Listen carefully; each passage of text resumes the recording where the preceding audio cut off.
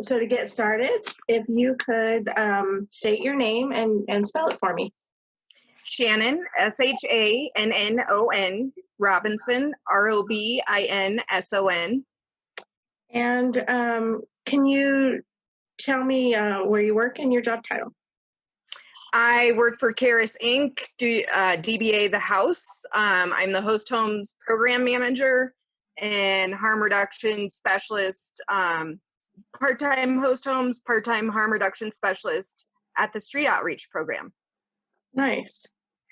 Can you describe for me your average work day pre-pandemic, pre-COVID? You know, if you can think back to a couple months ago, what it was like. Oh goodness. So I'll pick a Monday because I was at both sites. So I might do a little work at our main office. We might have a coffee meeting there with all our staff. That's out of a local church here. We run out the top floor. So I might go to what we call our FBC special ops site. I would possibly do a shift at the house, or maybe meet with someone at the house, onboard a new volunteer, meet with one of the youth, meet with the team over there. I would then go downtown to our drop-in center and run our harm reduction group with our youth, which is about a 2-hour program. We have our harm reduction pizza party. And then come home, possibly sometimes I get calls to go back to the house for something small, for a meeting, or follow up with the youth, or to do an evening shift if I haven't done my day shift for that week. Before we get any further, can you explain to me what the house is exactly, and Sure. what its mission is? So the house is it's called The House, a safe place for Western Slope teens. It's the only teen shelter for emergency shelter program for unaccompanied youth 13 to 20. Our street outreach program works with youth 13 to 24. So at Karis, under that Karis umbrella, we work with youth 13 to 24. The house is the emergency program, and then there's a drop-in center where folks can get showers, do their laundry, check their email, get food, and that's on Main Street here in Grand Junction. And then can you explain to me about harm reduction? So harm reduction is a set of principles basically that accepts that drug use or substance use and taking risks and doing harmful things is a part of the human condition, and we use a non-judgmental, person-centered style to try to help folks reduce the harm to themselves. So our harm reduction group meets, those kids may be actively using a substance, say meth, mushrooms, acid, pot, heroin, kind of whatever. We do a lot of overdose prevention. So we talk about alcohol, meth, and opiate overdose. We can give out naloxone. So we have naloxone trainings, and we do a run through. So every other meeting, I whisper to somebody that they're going to be the person that overdoses during the meeting, and we do a dry run. So folks know it's coming, but they don't know who. So we do a dry run to respond to overdose with our naloxone trainer, which I have a fabulous nasal naloxone trainer. So we do a dry run through. We talk about safer use of substances, reducing use, being able to test substances for illicitly manufactured fentanyl, how if somebody wants to get into recovery, what that would look like, and I do referrals for that. Yeah. How long have you been doing this type of work? Oh gosh. So And how'd you kind get of into it? the joke is that a very long time ago, I was a rave DJ, an underground warehouse DJ, and I was the trip sitter for people doing acid.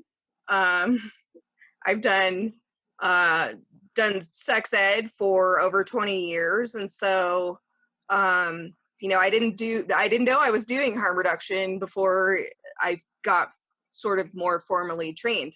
I've done a lot of street outreach work. I've worked with houseless folks pretty much all my life. I've done advocacy for houseless folks, and I ran an the only HIV prevention program on the Western Slope at Western Colorado AIDS Project, which is now Western Colorado Health Network. I ran the only syringe access program also, and so when I switched to this agency, I don't do quite as much direct service, but I still dabble in harm reduction. Mm-hmm. It sounds like amazing and impactful work. And then COVID-19 showed up. Wow. Yeah. Then COVID-19 showed up, and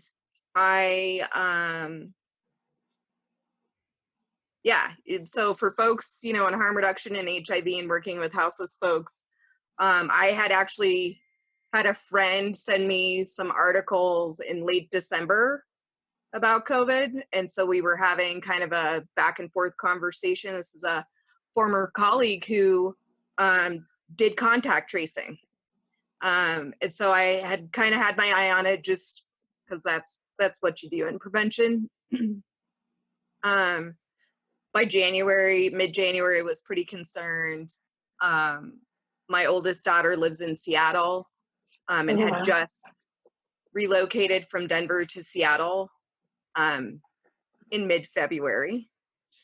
I then was around someone who traveled to New York in late February, early March, became very symptomatic.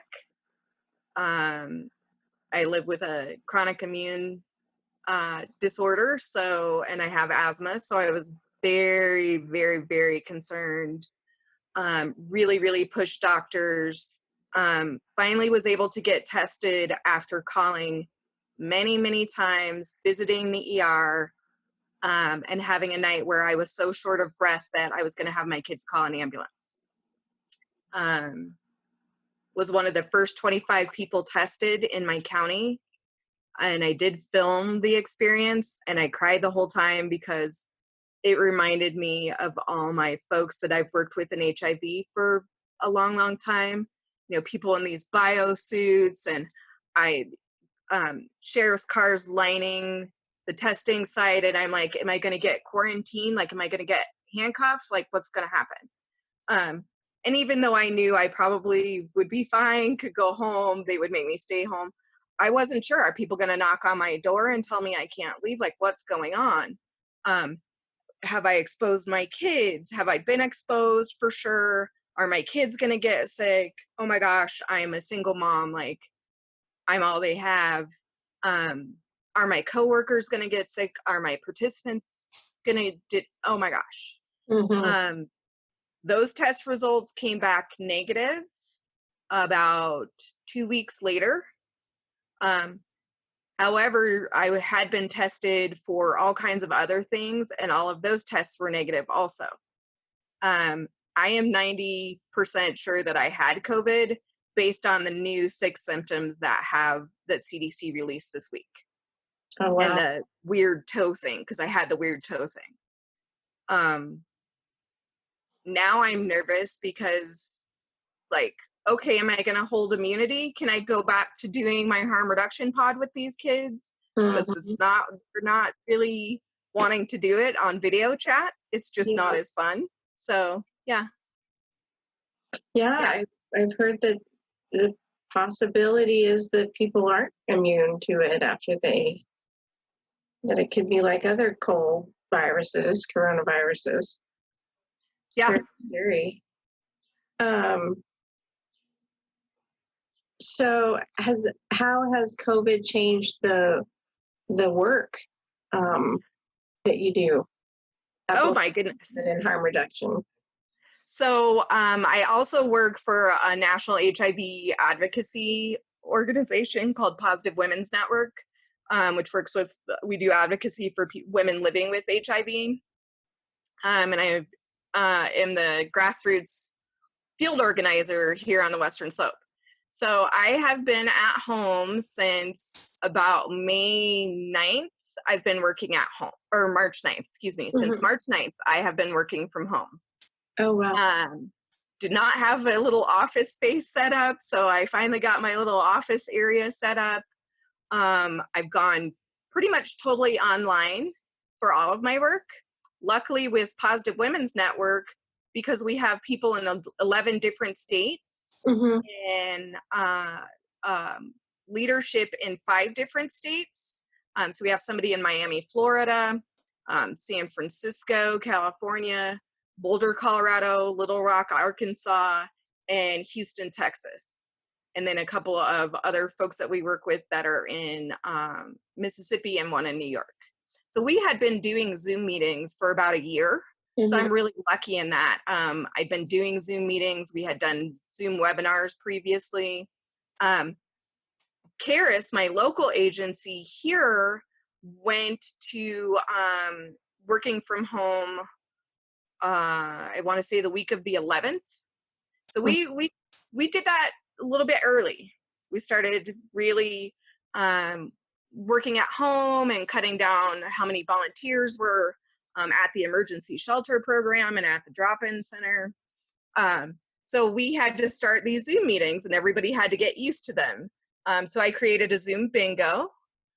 So when somebody cuts out, when somebody says, "Who just joined?" so on and so forth. So a couple of coworkers and I get on Facebook at the same time and we play Zoom bingo. That's awesome. Yeah, and then we give each other high fives. The work with the youth, face-to-face work, has been really, really challenging. Many of those youth are not wanting to get on camera. That's very, very scary to download some weird meeting thing that they think is going to hack into their phone and always be watching them. So we've been doing a lot of check-in phone calls. I've had 2 successful, what we call POD, personal opportunities for development meetings with youth, but those were not the youth that were generally using substances. These kids were just bored, and so I said, let's just do Q&A, but just ask me anything you've always wanted to ask me. And those Q&A sessions have gone really well. We're going to try a few, like we made a harm reduction card game that we're going to try virtually. We're going to try some more Q&A things. I've had to, I've switched from the volunteer program to managing the host home program. Right at the beginning of COVID, I had just started transitioning into the host home program. So I have been able to place 2 youth into host homes during COVID, which I think is really amazing that these families are willing to take someone in.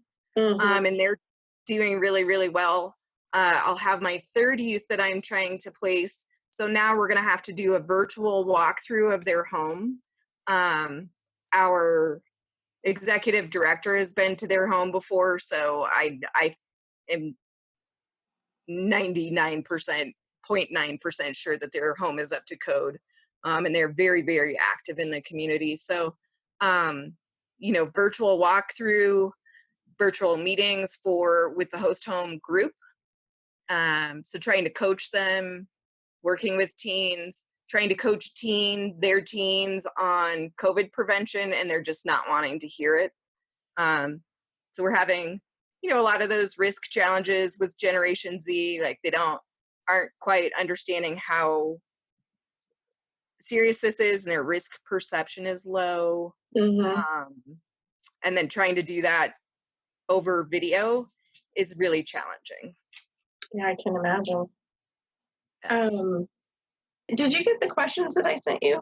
I did. Questions. Did any of the questions come to strike you in a way that you want to talk about them? Oh my gosh, there were some, just reading over it was, I hadn't really, I guess, thought of all of those. I've been doing a lot of philosophical morning pages and meditations and such. And I got towards the bottom and, I was teary-eyed, like, oh my gosh, this is all so overwhelming.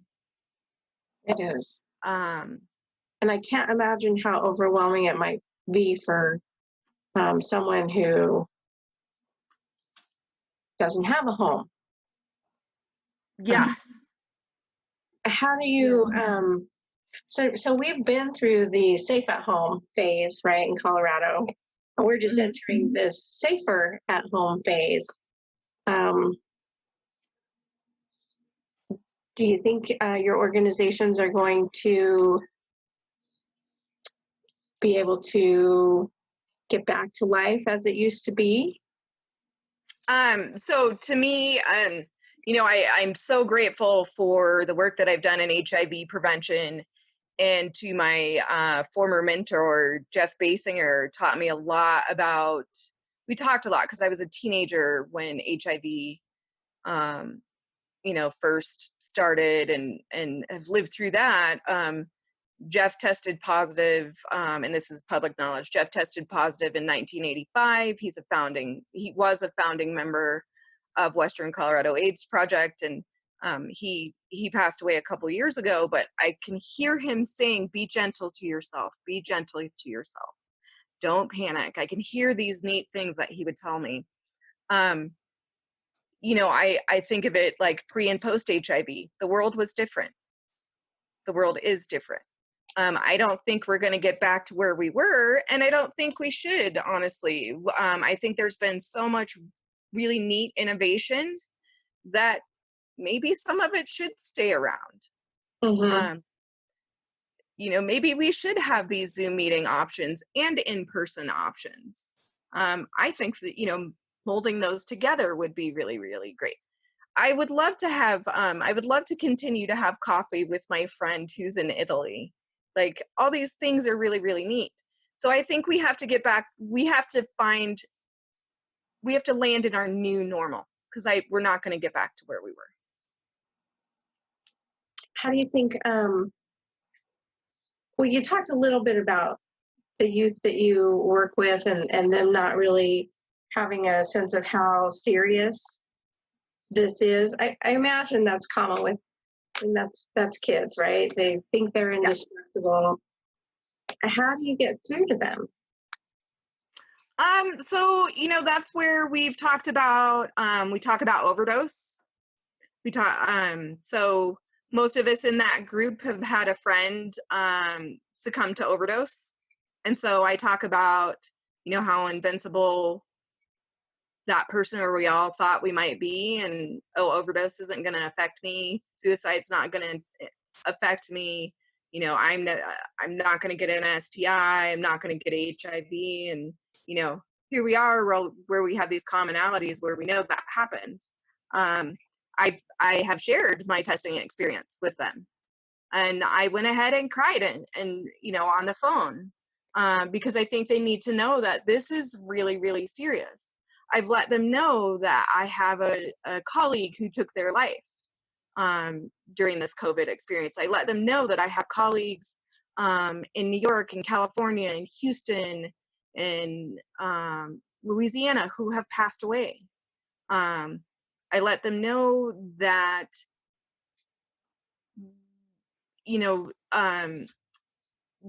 these teens have sort of a collectivist culture with homelessness. So we want to protect our street fam. I talk about, it's important to protect not only yourself, but your street fam. We have some youth that are just like, I don't care, I'm going to get it. I have other things, I'm in survival mode. I don't know where I'm going to stay tonight. I ain't trying to worry about that. And then we have the flip side where we have youth who are terrified to leave their rooms at the emergency shelter program. So I try to stress the importance, but I also try to normalize the shock, the awe, the confusion, I just don't know. I'm not sure how to process this. I remind them that, they can text me, phone, fax, email, carrier, pigeon. They can text their case managers, the on-call people. They're getting bored out of their minds, poor things. Oh, I feel so bad for them. Not being able to go outside. I'm like, okay, so when the stay-at-home order happens, maybe we can do this in the backyard and just have a game day first and not jump back into our group stuff. Mm-hmm. Like, I think that's what I want to do. I guess giving them the information, planting the seed, and then letting it grow and letting them pick out what's important to them with this, and then looking at that and trying to move them through those stages of change. It's the only way I know how to do it. Yeah. How do you youth get referred to your programs? So we have posters all over town that folks can look at. We have, I think, nearly 50 network partner agencies, DHS, Postvention Alliance, which is a suicide postvention group, Catholic Outreach, Joseph Center, a lot of teens. There's a lot of word of mouth referrals.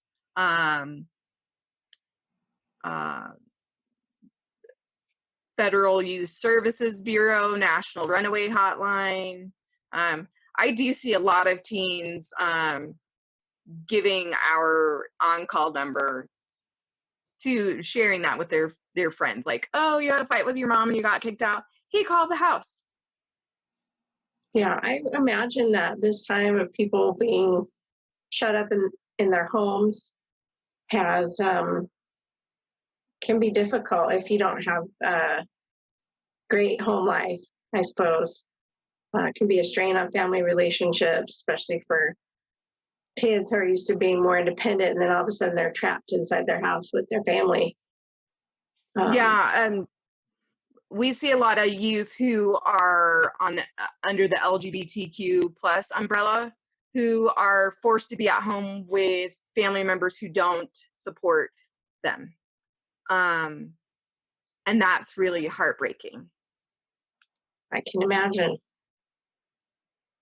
There's, or an abusive home, whether it's yelling, physical, emotional, financial. Yeah, it's Psychological, yeah. What has anything surprised you? oh gosh, everything.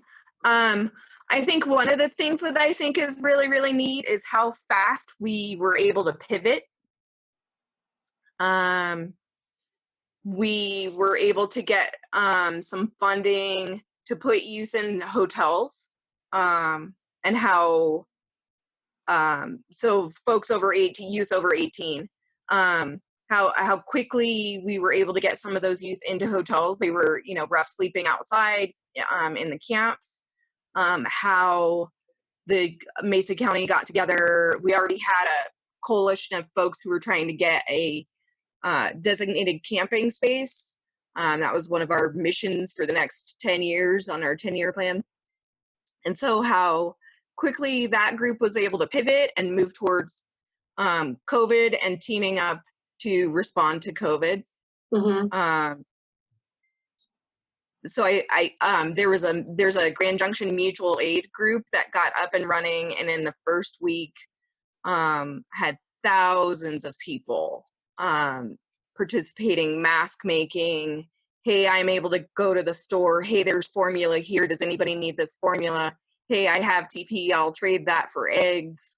And so Grand Junction Mutual Aid was able to create their initial page, and now there's a mental health page, and now there's a page for folks who work with houseless folks, and specifically for those houseless folks to be able to reach out. Here's what we made: a Wi-Fi map. Oh, wow. Have you Yeah. seen an increase in houseless teens during this time or the last Yeah. couple of weeks? Yeah. So over the past month, we have had quite a few more intakes of youth under 18. Yeah, we've seen it. We've seen an increase overall, but more youth under 18 for emergency services. Yeah. What have you learned about? Have you learned? Have you had any insight about yourself during this time? Sounds like you've been doing this work for a while, and your personal story it's scary. It's a scary story. Yeah. I'm sure you're pretty self-aware with the work that you do. You have to be. But have Yes. you learned anything or anything surprised you about your resiliency, maybe?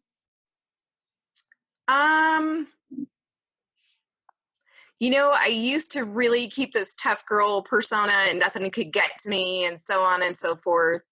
Um, I lost my mentor a couple of years ago and was really just kind of growing and pivoting with stop the tough girl stuff, be vulnerable. It's okay.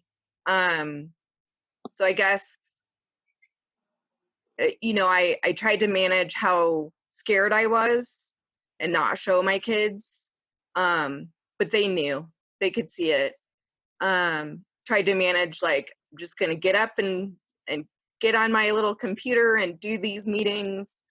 I really enjoy working from home and would like the option to do my admin stuff at home and then run groups, as needed.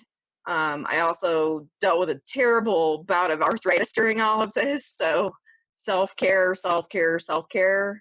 I think I've been a lot better about not overdoing it. Mm-hmm. A lot.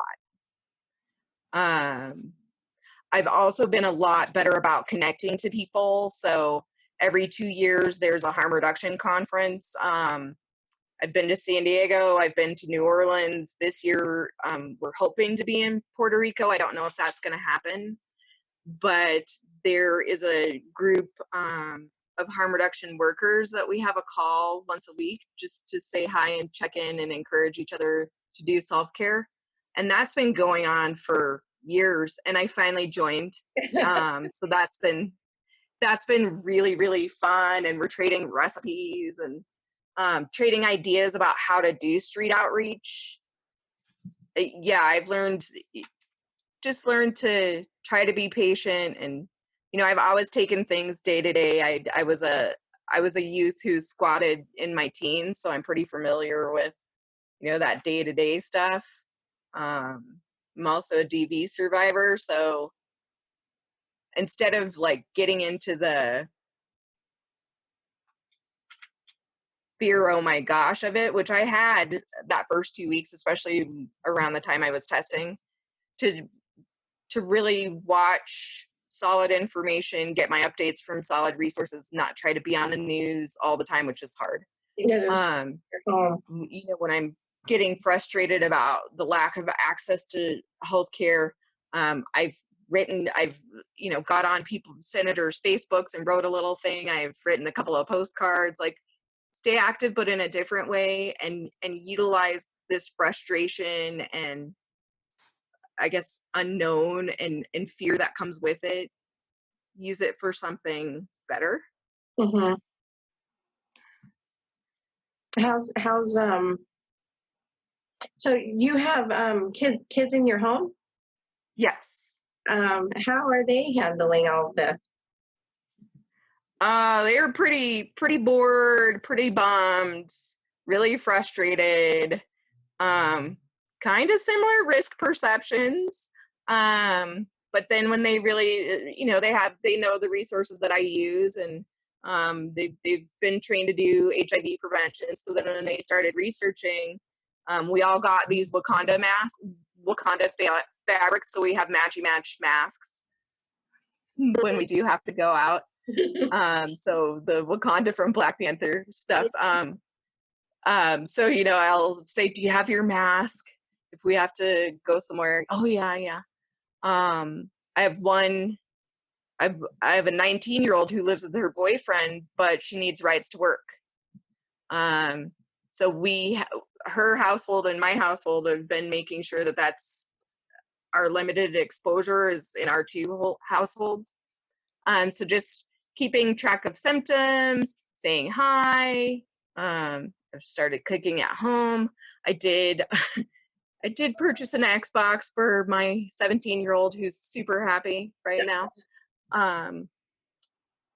But it's been frustrating and it's been hard, and they're like, it's getting hot and I want to go outside. I want to go for a hike. But they've done a really good job of limiting their exposure. I know that was really hard for the 19-year-old because her friends were having, they're just having an apartment party with like 5 people. But she and her roommates all talked about, well, if they did that, that could put me at risk. And, they all decided they didn't want to do that for Mama Bear's safety. That's good. Yeah, I had one kid one had a birthday in January, one had a birthday this last April. So we did do a backyard thing with just a few of us. Social distance. We had a Minecraft gathering. That was only, it was us from those 2 households, and we were needing to interact because one kid works at a coffee shop bakery, so she's considered essential. But my 17-year-old applied at Kroger and got an interview. So I had an interviewer during all of this and was going to do the pickup stuff, and I was terrified, and they ended up not getting the job, and I think it's because they're not 18 yet, but I've seen them really persevere, and they at first didn't want to do any activism stuff. They're like, Mom, we don't want to do policy stuff, and that's so boring, and you do this every year. Now they're like, hey, I think that workers should have these rights. Hey, what do I need to do? When are your calls? So that's cool. Yeah, that is cool. That's great. It's so great to hear. How about coping? What do you do to decompress? Like, you're stuck at home, you're on your computer, there's news everywhere. Well, luckily I have some very hilarious chihuahuas. I have 3 chihuahuas. One is very, very cuddly, so I cuddle lots with Ratatouille and Dracula and Frankenstein. I've been doing morning pages. So my minor was in philosophy, and I took a course called The Examined Life. And so we had a word each week that we needed to meditate on and be mindful of our interactions with the world and others. And so I still do my weekly essay. Inertia was this week, so motivation. So I've been doing my morning pages, so three pages as soon as I get up, stream of consciousness. Just, if I can't think of anything, I literally write, I can't think of anything, and then it'll come out. I have perfected my chai tea with turmeric, so I really, really enjoy my golden chai. I have been doing virtual cooking with Mom with my oldest daughter in Seattle and my 19-year-old and my 17-year-old. So I'm passing down our Afro-Caribbean and Creole recipes to them and doing it by video, which has been really kind of challenging.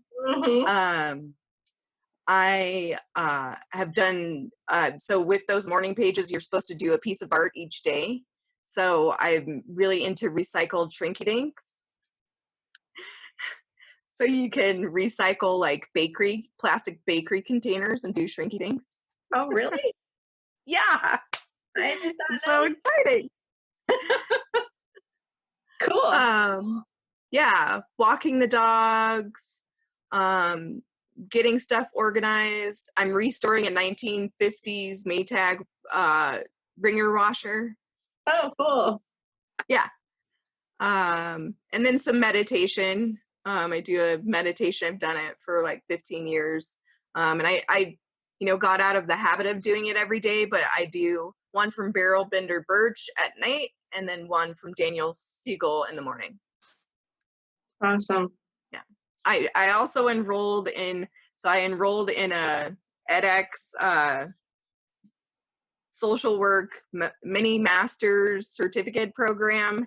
And I finally got into the Center for Optimal Living Harm Reduction integrated psychotherapy program. So I'm starting that. I'm super excited.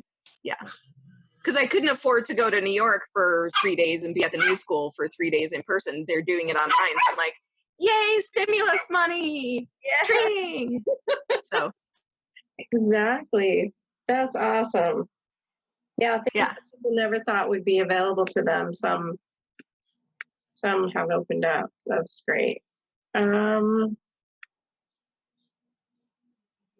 not sure what else to ask at the moment. Do you have anything that you want to touch on that I haven't or we haven't talked about yet? Oh, I did want to ask you. How do you find? You said you just took over the housing program.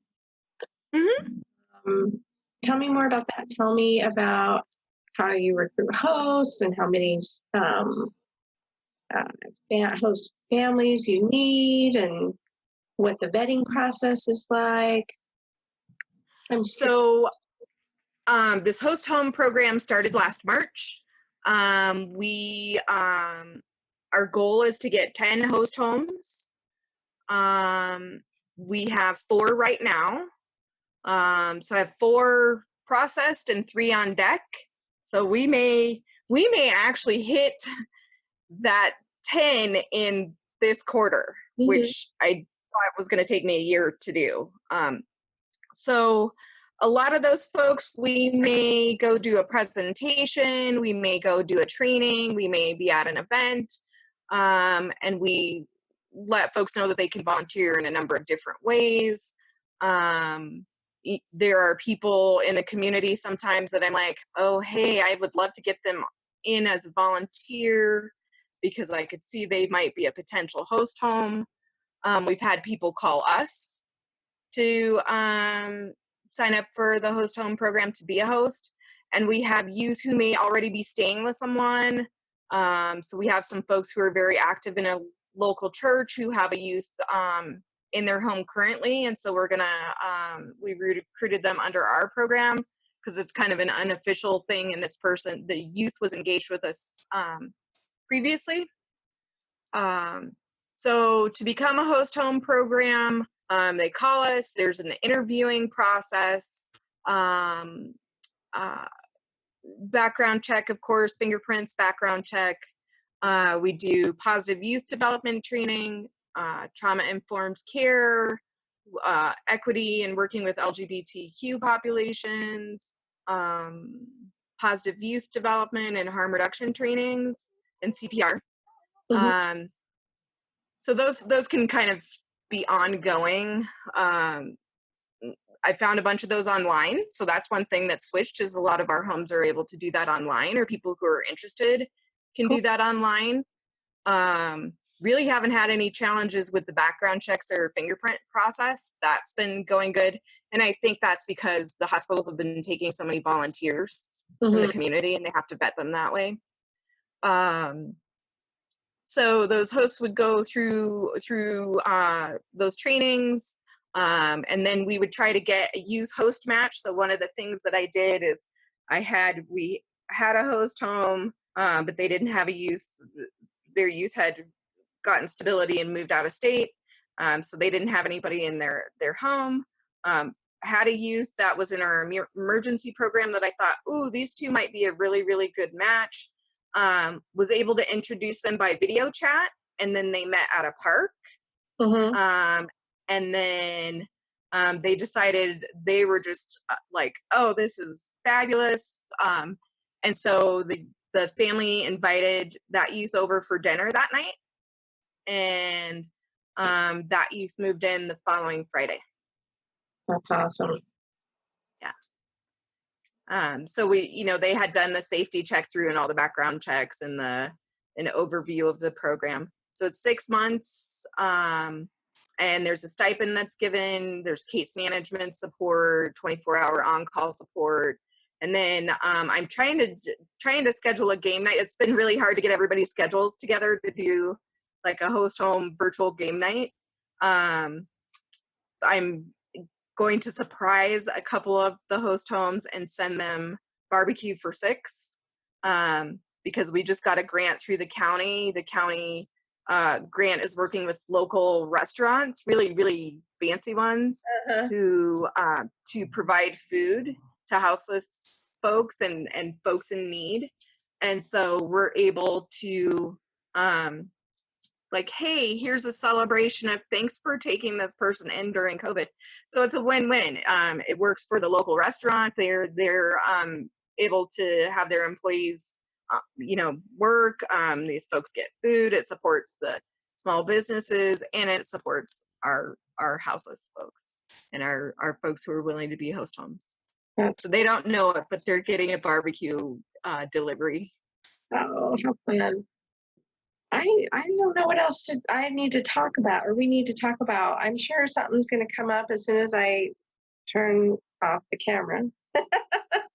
Yeah, I mean, Thank you. the one thing that I would say that's really, really different and really difficult for me personally with all of this, and personally in this work, in social, economic, and racial justice that I've fought for so long, housing justice, is having friends in New York, having met some houseless folks in New York. I think of this lady that I met at the conference in New Orleans who was houseless that I sat and talked to for a couple hours.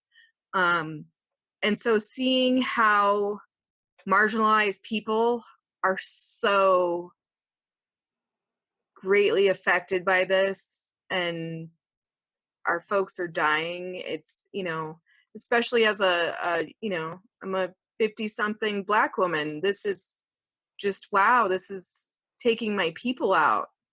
But my people, my folks of color, people who are housing insecure, folks who are injecting substances, all of my people are just suffering. All of the people I know who work with them, who are at risk, I just am like, people have called me and said, girl, you're not out there doing street outreach, are you? You're staying home, aren't you? And I said, yes, I'm finally listening to you all and being good. So kind of that balancing that I know I shouldn't be doing street outreach and not doing it with really, really wanting to is challenging. Oh, Yeah. I'm sure that's hard. And this whole pandemic has really brought to light the disparities that exist in our culture. And it can't be ignored. It can't be ignored any longer. No. And how do I pivot with my other work that I do? How do I pivot that to online and virtual work when I'm not out in the trenches talking to people? But it's actually going good. Thanks for your time. Thank you. Thanks. I appreciate it. Yeah, and you stay safe and as we say, big love.